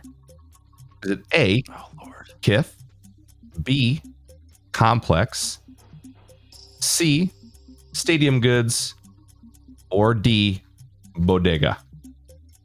Complex. B. Yeah, it's Complex. You guys are really good at this. All right, very good. Very good. My goodness. All right. F me. This is way too easy for you guys. All right. Question number 5. Which rap group was responsible for putting the Adidas superstars on the map? Is it A, Wu-Tang, B, Run DMC, C, WA, or D, Bell, Biv DeVoe? B. Run DMC, B. Yeah, B. Yeah, that's very good. Very good. Yeah, that's a given. That's a good one. Everyone knows that. Come on now. All right, number 6. Maybe a little bit harder. What was the first ever sneaker to be mass produced? Was it A, Nike, B, Adidas, C, ASIC, or D, Keds? I want to say Keds, but I'm not sure. I want to say Keds, but damn, that's a good one. What's that? Go through it again. Go through it one more time. A, Nike, B, Adidas, C, ASICs, D, Keds. I'm saying Keds. I'm going to go with the Adidas. Okay. PM, you are incorrect. Shady, you are correct. It was Keds. Yeah. Very good. Because I know when Nike's was making the waffles, it was only for athletes at Oregon. Yeah. So they wasn't mass produced yet. And I know Converse was mass produced before Nike's were. So like, yeah. The reasoning for my Adidas thing is my my grandfather's investment company in California, Phil Knight, actually came to him to write the IPO for Nike in the 80s, 70s or 80s to kind of make him go public. And my grandfather told him, no one's going to wear sneakers. 5 years later, Jordan came into the league and everyone wore fucking sneakers. Everybody. So there you go. So yeah, my thought process was if they weren't doing that then I feel like Adidas was there before. But yeah, I guess it was Keds. So there you go. All right. Our next question number 7. It's also probably an easy one. Which of these basketball players does not have a sneaker? A, LeBron James, B, James Harden, C, Kyrie Irving, or D, Draymond Green? Definitely Draymond. I'm just gonna do it for you. Definitely Draymond. You imagine the shoe they'd give Draymond Green? Oh, bro, I don't know what. It'll probably be that new Yeezy that came out, the 450. It's ugly as shit. Hell so. no. Just gonna give Draymond like a shoe with a picture of like an elbow on the side of it, just like right. It would be that's his logo, just an elbow. Just a referee blowing a whistle. That's what it's gonna be. Just with the technical like blowing the whistle, like that's his logo. Imagine that beat his logo. Oh my god. Oh, the Air Technical ones. Yeah, that'd be great. I think there's a market for that.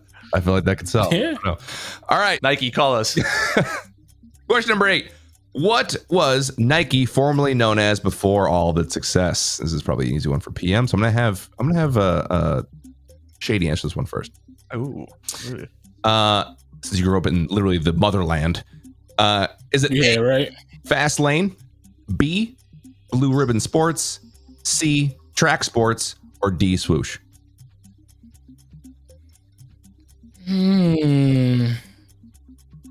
That's a good one. I feel like I want to say Swoosh, but I feel like that's a trick like answer right there. I want to say Swoosh though. I'm gonna say Swoosh. Say Swoosh. All right, D, Swoosh. Yeah. PM. You know, I actually don't know this. Really? I don't know. I'm literally guessing. I don't know. This is a good ass question. I am going to go Swoosh as well, and here's my reasoning. I'm going to explain it. Okay. Because the lady who made the Nike Swoosh went to Portland State. They paid her $500. The Portland State's the college I went to. They paid her $500 to make it, and they made it based off of just what would a swoosh look like. So I'm going to go Swoosh. I don't think it's right, but I'm going to go with it just off of that. It could be the track thing, but I'm just going to go D. Interesting. Okay. Swoosh, for both of you, is in fact incorrect. I knew. Yeah. I feel like it's got to be track sports then, or the track Fast Lane. one. I think it's Fast Lane, huh? Wow, you guys danced around it. It is actually Blue Ribbon Sports. Blue Ribbon Sports. Okay. That's a good question. 1964. Wow. They were called Blue Ribbon Sports until they dropped it in the 70s for Nike. Yeah. Holy shit. Yeah, there you go. You learn something new every day. There you go. Yeah. I didn't see that one coming. Proven Blue Ribbon Sports. Hype beast knowledge. Here we go. All right. Damn. Question number 9. Where's my music? What's happening? It ended. Don't worry about it. I'll just add it in later. All right, put it.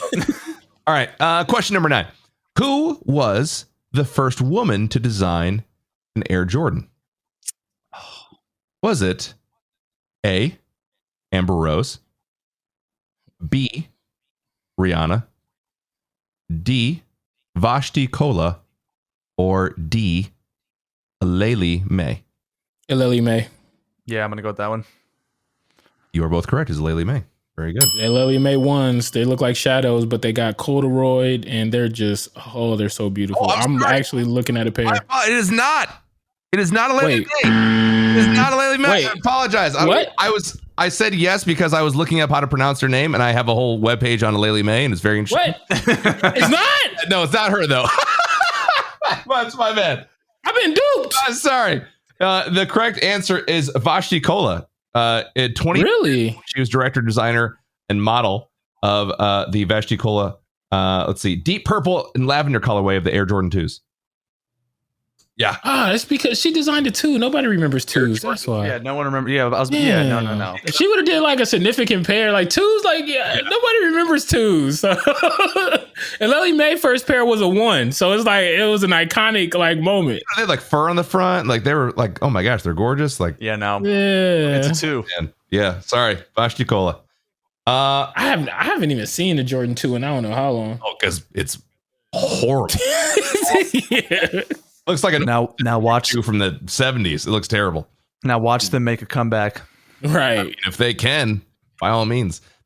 So we're talking about those Jordans in like the 20s or so, that range of Jordan. Yeah. They like retro remade one where it looks like the 2, but then it has the Air Jordan on the tongue, like the old school Air Jordan. No one wants that. It is horrendous. It looks like some sort of gross amalgamation. Universe. It is terrible. All right. Our final question. Question number 10. What is the most expensive shoe ever sold? Is it A, Air Jordan 12 Flu Game?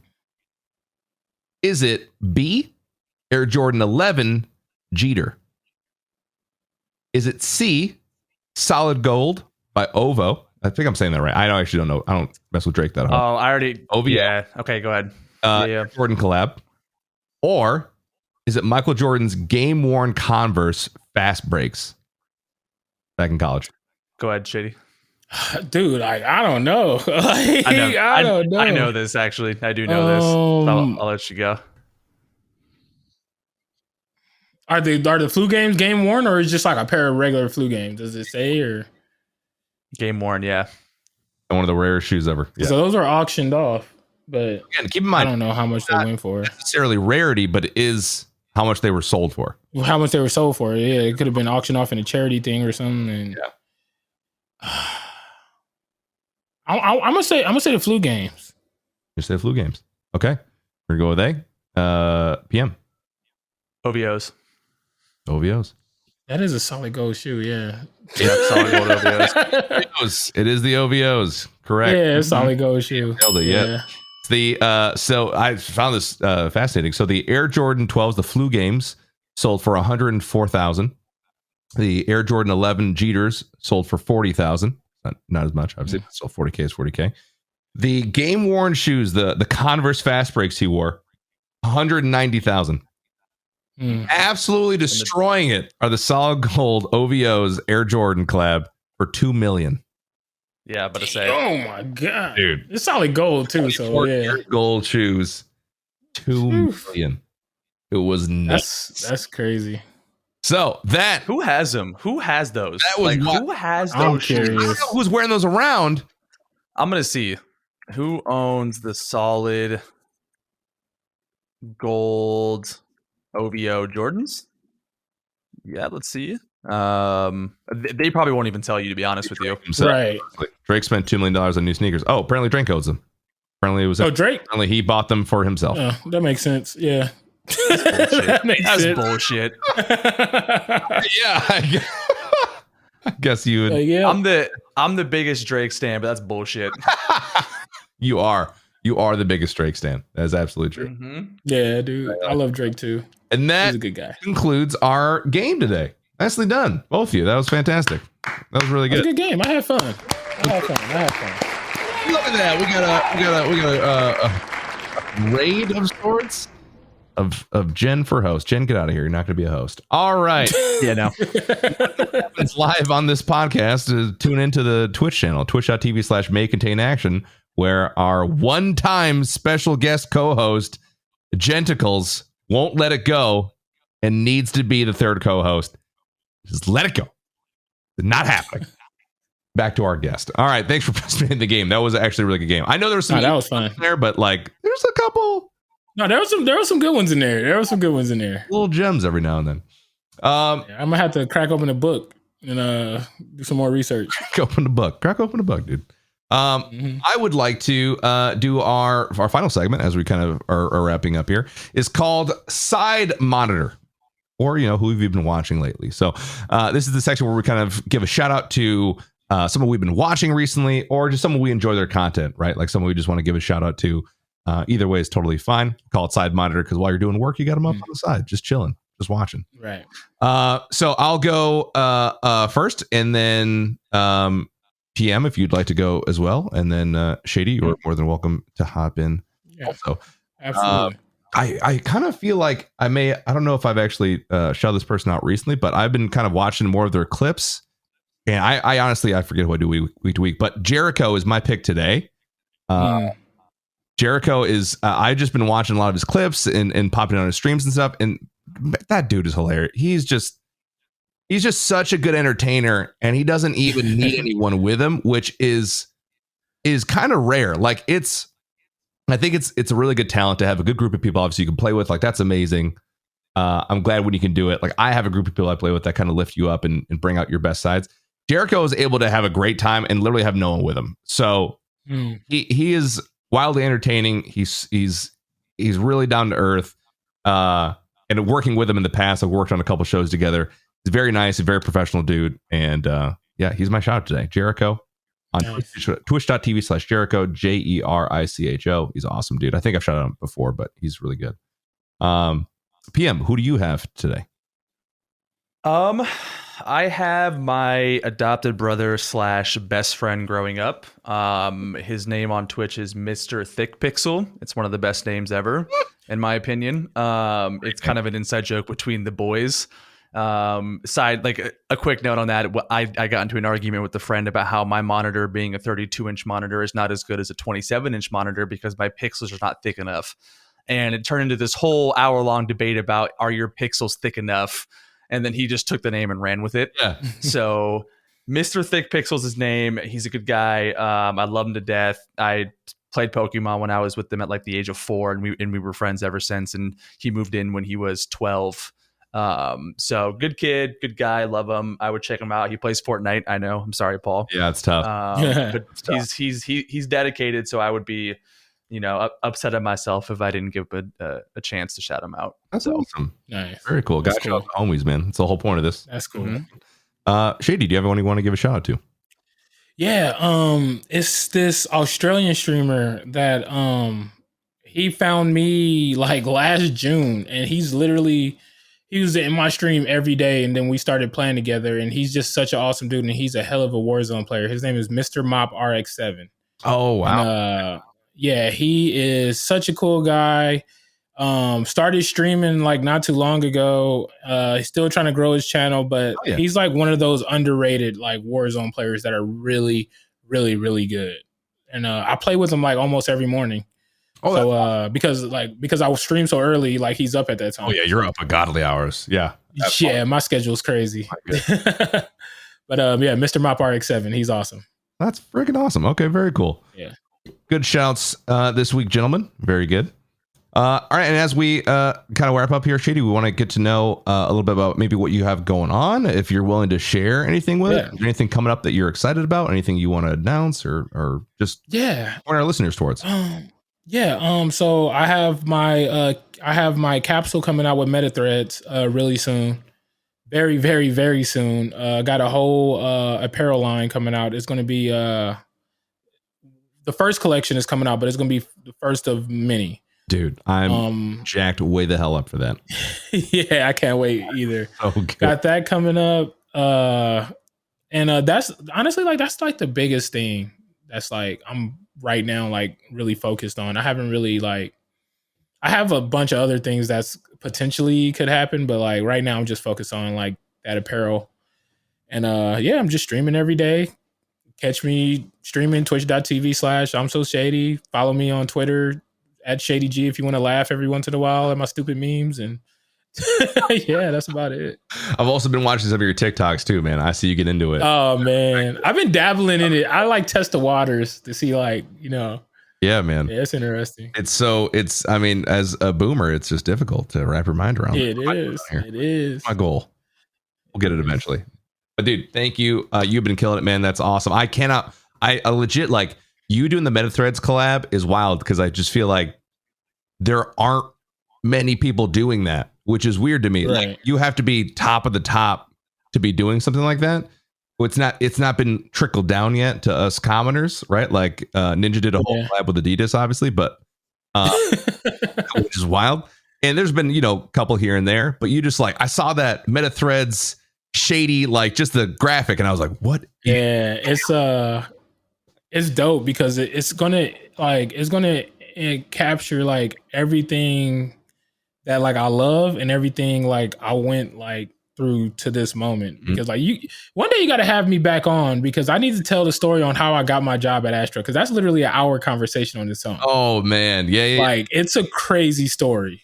I would love a crazy story. Well, I mean, I think it goes without saying we would love to have you back on, but that actually is a whole different section of the podcast that I would love to explore. Is like, okay, cool. We know the content creator side. How do we get into the industry side?